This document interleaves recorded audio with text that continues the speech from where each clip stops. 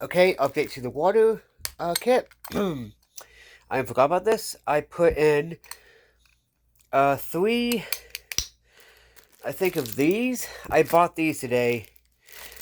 I bought a couple more of these today. Also bought this. This was like 70 something % off, so I said, screw it. Right? And when I find my hygiene kit, which one should I put in here? The Oral-B or the Rexall? Which one should I put in there? Anyway, yeah, I just wanted to give y'all an update on the back. All you need to do is put some more water purification tablets in here, and I should be good. Yeah. I will be testing this out to see how much water goes into it. And I will film it. So, yeah. Anyway, peace.